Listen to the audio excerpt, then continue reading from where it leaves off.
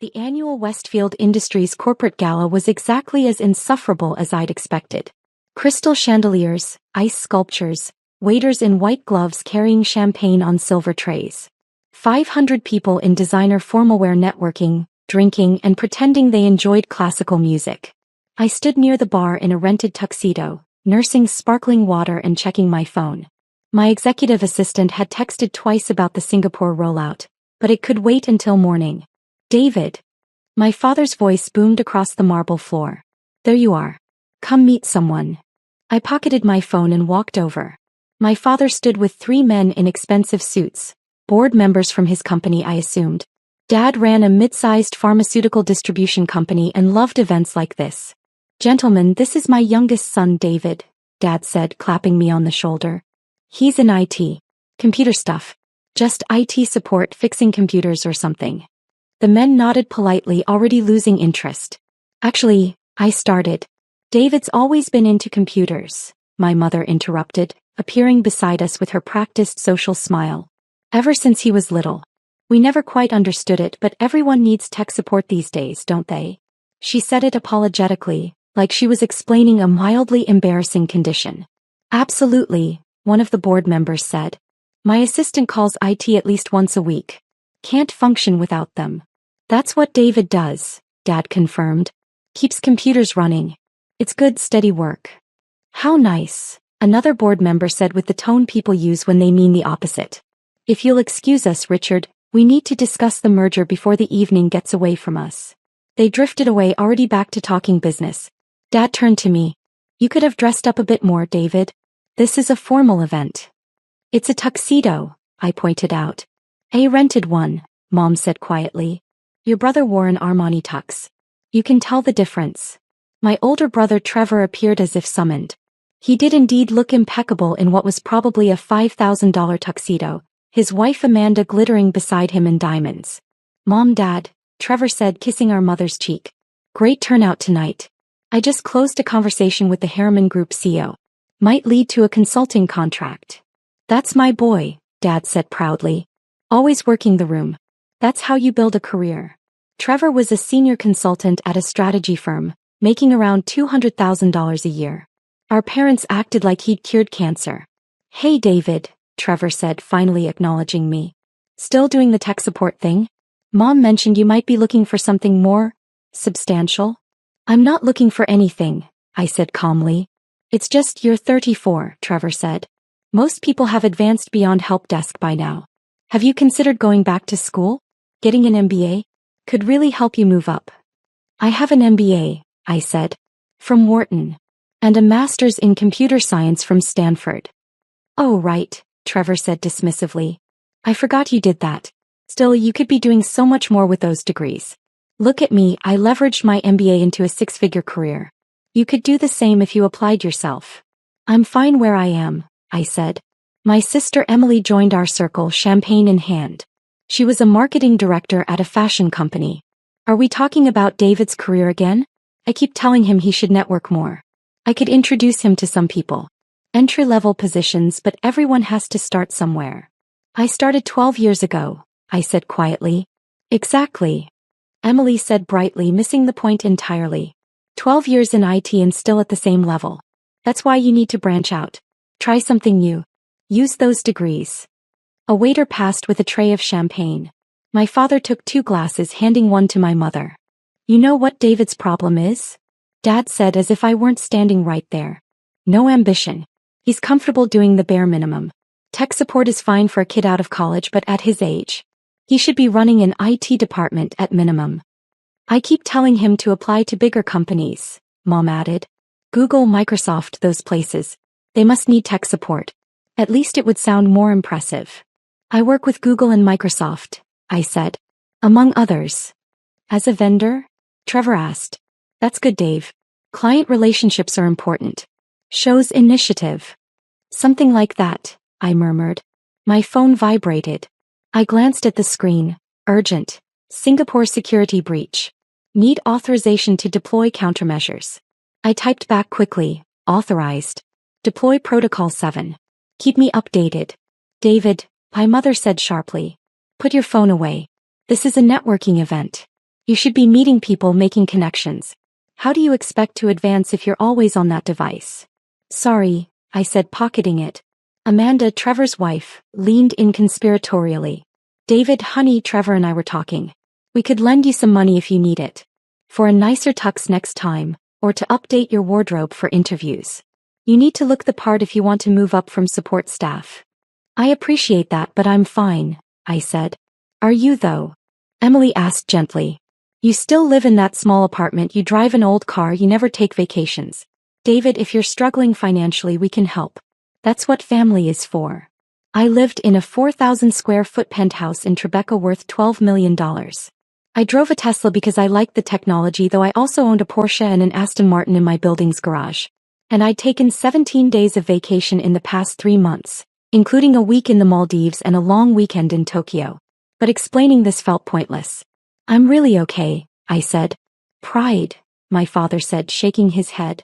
David's always been too proud to ask for help. Son, there's no shame in accepting that you haven't quite hit your stride yet. You're a late bloomer. Some people are. Very late, Trevor muttered, earning a sharp look from our mother. A woman in an elegant black gown approached our group. She was in her 50s with sharp eyes and an air of authority. Excuse me, she said, looking directly at me. Are you David Morrison? I am, I confirmed. I'm Catherine Wells, event coordinator, she said. There's an urgent situation. Your executive team has been trying to reach you. Something about an emergency board meeting. My family stared at me in confusion. Emergency board meeting? My father repeated. David, what is she talking about? I should take this, I said to Catherine. Where's the call coming in? The event staff has set up a private office for you in the East Wing, Catherine said. Your chief operating officer is on video conference, and your general counsel is standing by. By what now? Emily said faintly. Lead the way, I told Catherine, following her across the ballroom. Behind me I heard my mother. Did she say his general counsel? That can't be right.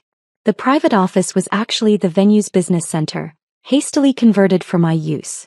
A large screen showed my COO Sarah Chin looking stressed. David, thank God, Sarah said when she saw me.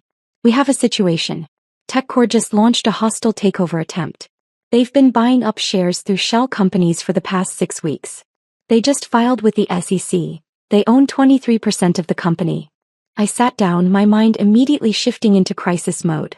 How did we miss this? They were careful, Sarah said. Used offshore accounts, multiple intermediaries. Our compliance team flagged some unusual trading patterns last week, but we didn't put it together until an hour ago. Where's the board? I asked. Assembling now via video conference, Sarah said. We need you to authorize a defensive strategy. Legal says we can implement a poison pill, but it has to come from you as CTO and majority shareholder. Do it, I said. Activate the poison pill provision. What's our current share price? $342, Sarah said. TechCore's tender offer is $385. They're betting shareholders will jump at the premium. They're betting wrong, I said. Get our investor relations team on calls to all major shareholders. Remind them of our 5-year growth trajectory. We're not selling. On it, Sarah confirmed. David, the board meeting starts in 10 minutes. You'll need to present the defense strategy. Send me the brief, I said. I'll review it now. The door opened behind me. My entire family had followed, standing in the doorway looking confused. David, my mother said uncertainly. What's going on? I glanced back at them. I need about 10 minutes. Can you wait outside? But, my father started. Please, I said firmly. They retreated and I heard frantic whispering in the hallway. Sarah shared her screen, showing me the takeover documents. I read quickly, analyzing TechCore's strategy. They were playing aggressive, trying to acquire us before we could mount a defense. They'd underestimated how prepared we were. All right, I said after 7 minutes. Here's what we do. Activate the poison pill.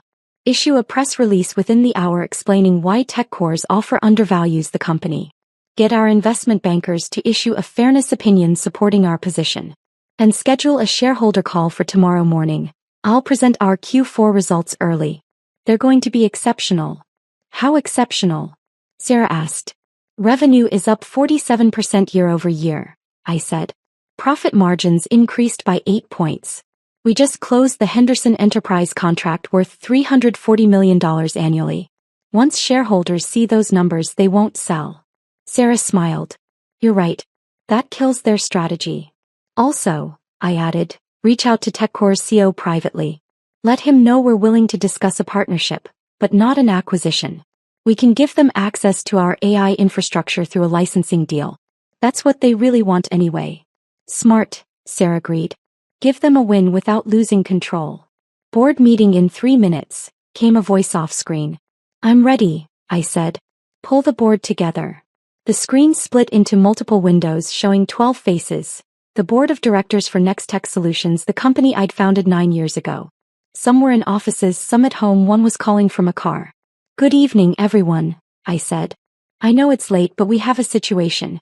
As you've all been briefed, TechCore Industries has disclosed a 23% stake in Nextech and launched a hostile takeover attempt. I'm calling this emergency meeting to authorize defensive measures. I presented for 20 minutes, walking through TechCore's strategy, our defensive response, and the alternative partnership approach. The board asked sharp questions. I answered all of them. Finally, our lead independent director, Margaret Sue, spoke up. David, you founded this company at 25. You've grown it from a startup to a $28 billion enterprise. The board has complete confidence in your leadership. We authorize all proposed defensive measures and support your decision not to sell. Thank you, Margaret, I said. All in favor? 12 hands raised in unison. Motion carries, I said. Sarah, execute the plan. I want that press release out in 30 minutes. Board members, please be available for shareholder calls tomorrow. We need a united front. We spent another 15 minutes coordinating details, then adjourned.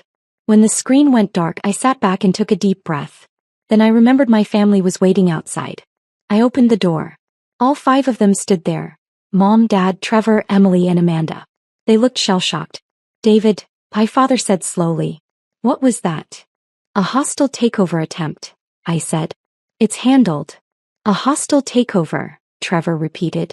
Of what company? Next Tech Solutions, I said. The company I founded. You founded a company? Emily whispered. 9 years ago, I confirmed. We develop artificial intelligence solutions for enterprise clients. We have about 4,300 employees across 22 countries. My mother sat down heavily in one of the business center chairs. You own a company with 4,300 employees? I'm the founder and chief technology officer, I said. I own 61% of the shares. The rest is held by venture capital firms, employees, and public shareholders. Public shareholders, my father said faintly. You're publicly traded? We IPO'd 3 years ago, I said. Current market cap is around $28 billion. The silence was absolute. Amanda found her voice first. Did you say $28 billion? It fluctuates, I said. It was $26 billion last week. The Henderson contract announcement pushed it higher. Trevor was doing math on his phone. If you own 61% of a $28 billion company, that means you personally are worth about $17 billion, I finished. Give or take depending on the market. My mother made a small noise. But you said you do IT support, Emily said desperately. You said you fix computers. You said I fix computers, I corrected gently. I said I work in technology. There's a difference. Why didn't you correct us? My father demanded. I tried to, I said. Multiple times over the years. You weren't interested in the details. Trevor was scrolling frantically on his phone. There are hundreds of articles about you. Forbes, Fortune, Bloomberg. You're on the Forbes 400. You're one of the youngest self-made billionaires in America. The Forbes ranking is outdated, I said. That was based on last year's valuation. Last year's? Trevor stopped, looking at me like he'd never seen me before. David, how did we not know this? You never asked what I actually did, I said simply. You just assumed I was in tech support and stopped listening. My mother was reading on her phone now, tears starting to form. There's an interview here from 2 years ago. You talk about growing up in a family that didn't understand technology. You said you learned early to stop trying to explain your work because people weren't interested. That's true, I said. We weren't interested, she whispered. Oh God, David. We weren't interested. My father pulled up a video on his phone. It was from a tech conference where I'd given a keynote speech to 10,000 people about the future of artificial intelligence. You're famous, he said, watching me command the stage on the small screen. In the tech world, you're actually famous. I prefer to keep a low profile in other contexts, I said. I don't like publicity much. The apartment you live in, Emily said, her voice shaking. Where is it exactly? Tribeca, I said. Franklin Street. She searched the address and went pale. This penthouse sold for $12 million 3 years ago. I paid $11.8 million, I said. Got a good deal because the previous owner needed to sell quickly. Amanda was crying now. I offered to lend you money for a tuxedo. I offered to lend a billionaire money for a tuxedo. You were trying to be kind, I said. I appreciated the gesture. I told you to apply for entry-level positions, Emily sobbed. I said everyone has to start somewhere. You started a $28 billion company. Trevor had found my Wikipedia page. It says here you were featured on the cover of Time magazine as one of the most influential people in technology. That you've been invited to speak at the World Economic Forum 4 times. That you advise 3 governments on AI policy. The government work is mostly pro bono, I said. I think it's important to help shape responsible AI regulation. My father sat down next to my mother. The Armani Tux comment.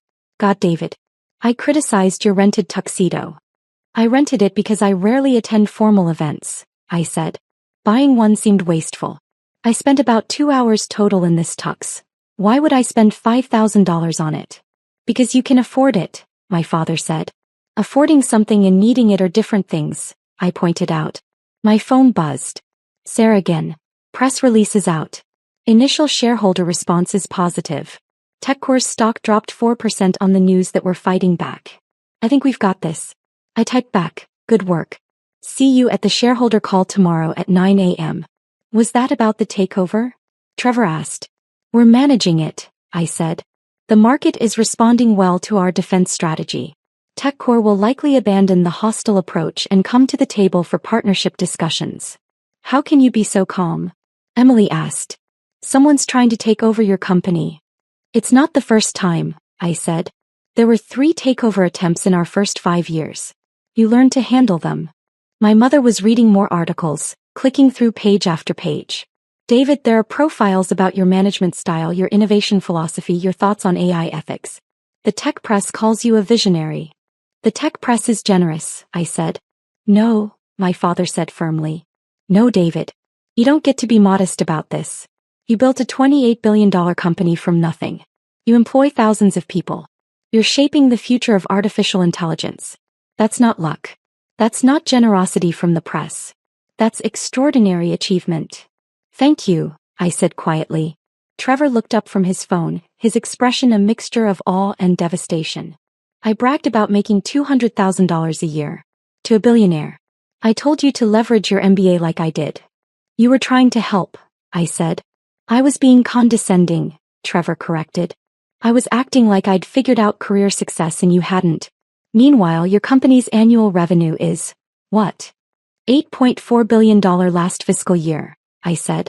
We're projecting $11.2 billion this year. Billion, Trevor repeated numbly. Your revenue is greater than most countries' GDP. Emily had moved on to social media. People are tweeting about the TechCore takeover attempt. The whole tech world is watching this. They're calling you a genius for the poison pill strategy. It's a standard defensive measure, I said. David, my mother said, looking up from her phone with tears streaming down her face. Why didn't you make us understand? Why did you let us think you were just tech support? I tried, Mom, I said gently. At Thanksgiving 3 years ago I told you about our Series C funding round.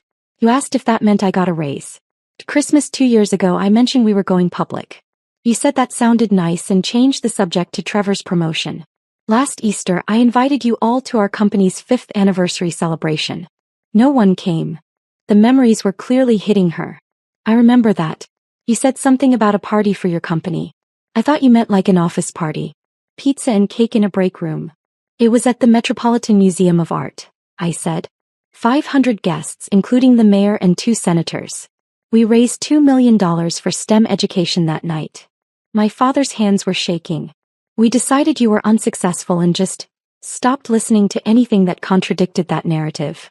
People do that, I said. It's human nature. You had a certain idea of who I was, and information that didn't fit that idea got filtered out. But we're your family, my mother said desperately. We should have known. We should have seen. Amanda was reading my company's website.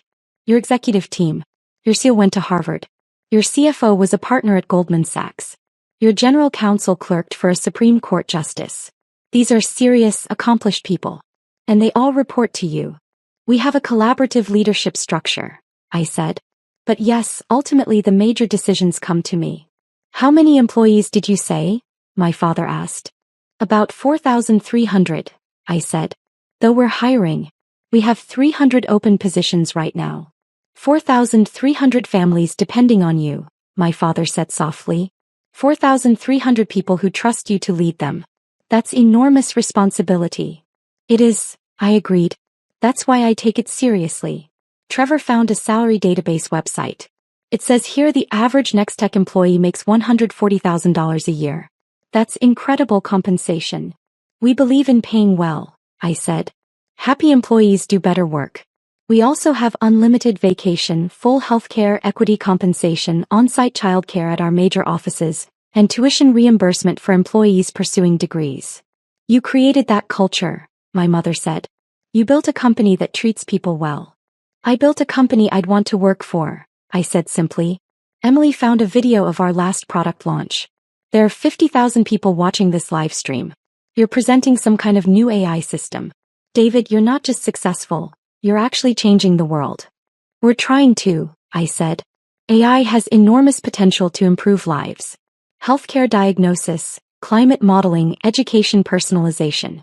But it also has risks. We're trying to develop it responsibly. The profiles mention that, my mother said, still reading. They say you're known for ethical AI development. That you've turned down military contracts because you don't want your technology used for weapons. That's true, I confirmed. We could make a lot of money on defense contracts, but it's not aligned with our values.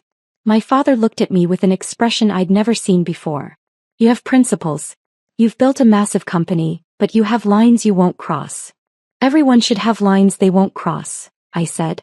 Catherine Wells appeared in the doorway. Mr. Morrison, I'm sorry to interrupt, but there are several journalists outside asking for comment on the TechCore situation. Should I tell them you're unavailable? Please, I said. Direct all media inquiries to our PR team. Of course, Catherine said, then paused.